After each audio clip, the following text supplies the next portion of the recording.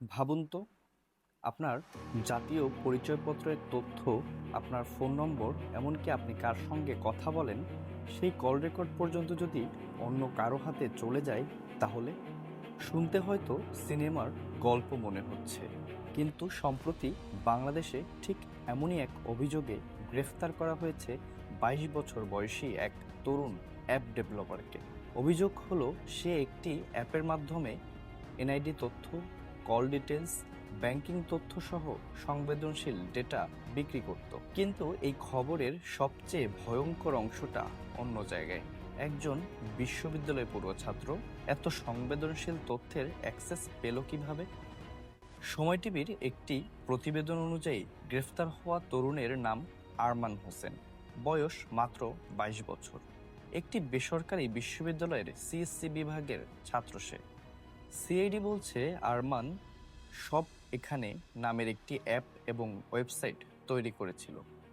আর অভিযোগ হলো, সেই প্ল্যাটফর্ম ব্যবহার করেই বিক্রি করা হতো জাতীয় পরিচয়পত্রের তথ্য, এসএমএস ডেটা, ব্যাংক তথ্য, এমনকি কল ডিটেলস রেকর্ড বা সিডিআরও। সিআইডির দাবি অনুযায়ী চক্রের অন্য সদস্যরা মূলত ক্রেতা খুঁজত, আর পুরো টেকনিক্যাল দিকটা সামলাতো আরমান। তার কাছ থেকে জব্দ করা হয়েছে 3টি মোবাইল ফোন, 6টি সিম কার্ড এবং একটি ল্যাপটপও।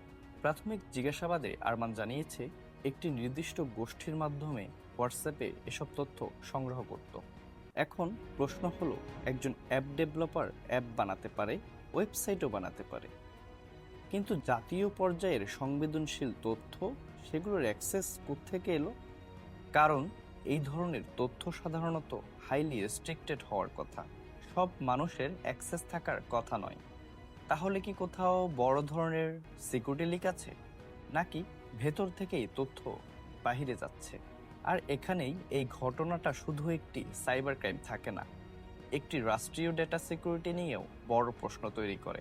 কারণ একটি বিষয় আমাদের বুঝতে হবে, বর্তমান পৃথিবীতে ডেটা মানে শুধু তথ্য নয়, ডেটা মানে ক্ষমতা। আপনার এনআইডি নম্বর, ফোন নম্বর, ব্যাংকিং তথ্য, এসব ব্যবহার করে ফিনান্সিয়াল ফ্রড করা সম্ভব। আপনার নামে অ্যাকাউন্ট খোলা সম্ভব, প্রতারণাও করা সম্ভব। আর যদি কারো কাছে আপনার কল রেকর্ডও থাকে, তাহলে সে বুঝতে পারবে আপনি কার সঙ্গে যোগাযোগ করেন, কখন কল করেন এবং কতবার করেন।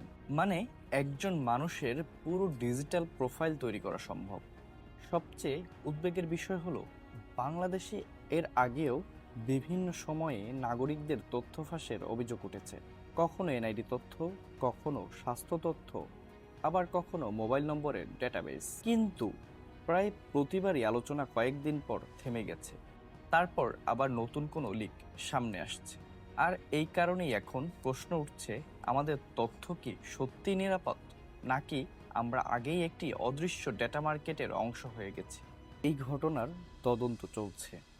সিআইডি বলছে, এই চক্রের সঙ্গে আর কারা জড়িত এবং তথ্যের উৎস কোথায় তা খুঁজে বের করার চেষ্টা চালাচ্ছেন। কিন্তু সাধারণ মানুষের সবচেয়ে গুরুত্বপূর্ণ প্রশ্নটা এখনো রয়ে গেছে, রাষ্ট্রের হাতে থাকা আমাদের ব্যক্তিগত তথ্য আসলে কতটা নিরাপদ?